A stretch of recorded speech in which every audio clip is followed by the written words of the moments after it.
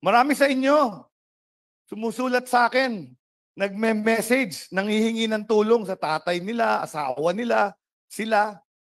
At dito namin nakukuha yung pondo para tulungan sila. Tapos doon ay naka-earmark yan sa bawat isang politiko, si senator ganito, si congressman ganito. May mga tayo po ay nagbabayad ng tax. Pera po natin yung hinihingi natin sa mga politiko na yan. Kaya wala po tayo dapat utang na loob. Ayan, ito pa yung isa. And sa totoo lang, malaking pasalamat ko dito sa programang ito.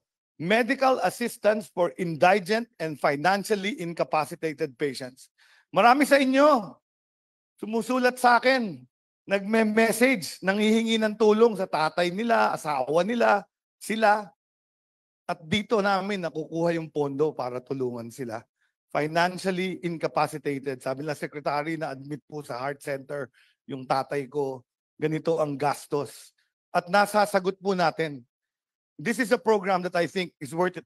Ang natulungan namin dyan, 3.8 million persons in 2024. Hindi pa tapos kasi yung 2024. In 2023, 4.5 million. Sabi ko, bakit mo naman aalisin yan?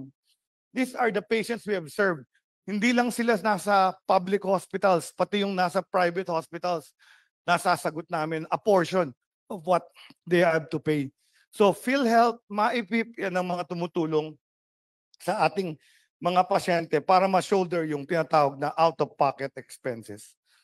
Salamat na marami, Professor. Ma'am, saan ho itinatago ito sa ilalim po ng GAA, itong Medical Assistance for Indigent and Financially Incapacitated Patients o MAIF?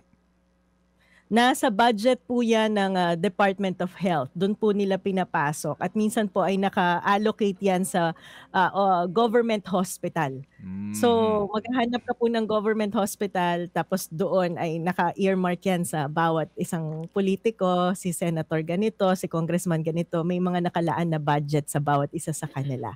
At doon po binabawas yung bawat endorsement na ginagawa nila. Opo, doon nito nakakubli, no? Opo. May tanong ka ba, Cha, please? Okay. Yes, may kaugnayan din sa tanong ni Manong Ted. Sabi niyo po nakakubli dun sa DOH or sometimes dun sa mga government hospitals. So, ano ba to? Equal po ba yung budget per senator and per congressman? Paano nila hinahati-hati yun?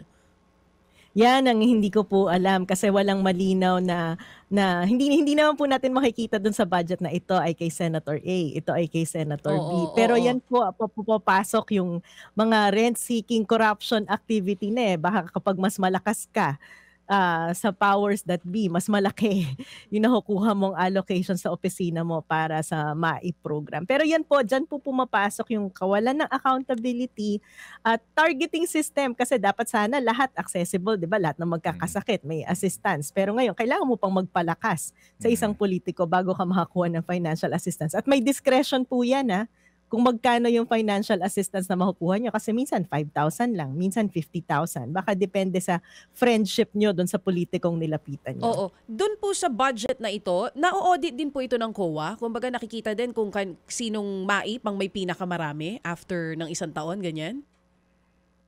Maaari po yung i-trace kasi doon po sa ospital, makikita naman po kung sino yung mga nag-e-endorse na politiko. Pero parang pakiramdam ko po, sa atin, sa publiko, mahihirapan po tayong i-trace kung ilan at kung magkano yung naging allocation per congressman or per senator dyan. Opo. At mamaya po, iyan na ating papaliwanag nga kasi kami po, meron kaming real case studies, no? Dito po sa MAIF na ito. Sabi nga nung isang case study, alam nyo, sabi sa akin, alam nyo nakakalungkot dito, nalulungkot siya sa ibang pasyente kasi kung meron siyang koneksyon sa isang malakas sa politiko, 100,000 maari niya makuha. Yung iba daw po, 5,000 na ang pinakamalaki na ibibigay. Kaya yung iba namamatay na lang at hindi na na-ooperahan. Parang may guilt pa siya na mas nauna pa siya doon sa mga unang pasyente because nakakuha siya ng kaibigan o kamag-anak na may kilala doon sa politiko. Habang yung walang koneksyon, namatay na lang yung pasyente. Kasi nga hindi nakakuha ng enough guarantee letter para operahan sa heart center. Ay naku, totoo po yan Manong Ted. Yan po yung nakakalungkot kasi kung sa PhilHealth sana, standardized po yan. Kung magpapa-opera ka ng sa puso, manganganak ka, ganito ang coverage, ganito yung makukuha nating Mm. coverage sa PhilHealth. Hindi Mm. po ba?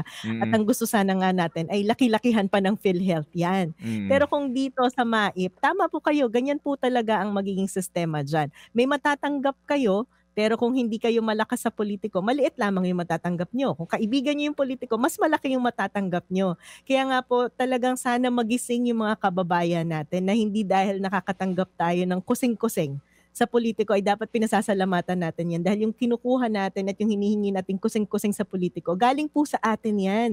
At minsan nga po kasi inisip natin, ay mahirap lang naman ako, wala akong binabayarang tax. Hindi po totoo yan. Lahat po tayo ay nagbabayad ng tax. Kahit yung 3-in-1 coffee na binibili nyo tuwing umaga, sa bawat soft drinks na iniinom nyo, binabayaran nyo po yung tax na yan.